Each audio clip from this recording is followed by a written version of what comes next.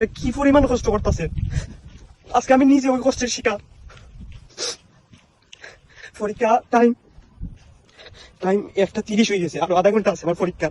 এর দায় নিব, প্রশাসন নিব ভাই। আধা ঘন্টা পরে গেলে এক্সাম হলে ঢুকতে দেয় না, কিন্তু এর দায় তো কেউ নিতেছে না। তাহলে আমরা যাইমু কই? সাধারণ মানুষ, স্টুডেন্টরা যাই। ফাইজারের যে মানুষ 12 পরীক্ষার্থী দিকেছে তারা উবাদ, কিন্তু জানি না তারা কি লাগবো। আমরা অনেকে আইটা ছুটছি পরীক্ষার, কি করবো, কোনো উপায় নাই। গাড়ি আইতেছে না, বাঙ্গা রাস্তা। দেশ স্বাধীন হলো ছাত্ররা, যাতে তারা একটু সুবিধা পায়, শিক্ষা ব্যবস্থা, শিক্ষা আলো থেকে ছাত্ররা যাতে সুবিধা পায়। কিন্তু আজকে দেখো প্রত্যেকটা দিনই আমরা 2 ঘন্টা 3 ঘন্টা আগে বাড়াই পরীক্ষা যাওয়ার লাগে, কিন্তু আমরা গাড়ি পাই না। বাঙ্গা রাস্তার কারণে গাড়ি আইতে পারে না। দেশ স্বাধীন ঠিকই হইলো, কিন্তু দুর্নীতি আর বাঙ্গা রাস্তাগুলো দূর হইলো না। কি একটা অবস্থা চারিপাশে। আমরা নবীগঞ্জের আশেপাশে আরো বাঙ্গা রাস্তা আছে, হয়তো আমি আমারটা তুইলা ধরছি, অনেকে তো অনেক একটা তুইলা ধরতে পারেন না।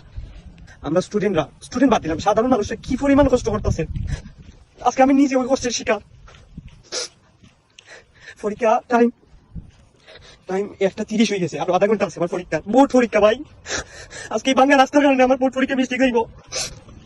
এর দায় নিব, প্রশাসন নিব ভাই। আধা ঘন্টা পরে গেলে এক্সাম হলে ঢুকতে দেয় না, কিন্তু এর দায় তো কেউ নিতেছে না। তাহলে আমরা যাইমু কই? সাধারণ মানুষ, স্টুডেন্টরা যাইবো কই? আপনারা এটলিস্ট হই যে না, ওলা কোনো সুবিধা দিতেছেন না তারা। আধা ঘন্টা লেটে গেলে বার করে রাখি দেয়, এরকম রেকর্ড আছে। কিন্তু আজকে আমরা স্টুডেন্টরা না পাইতেছি, সুবিধা না পাইতেছে সাধারণ মানুষ। এই মানুষগুলো যাইবো কই ভাই? কে দিব তার জবাব?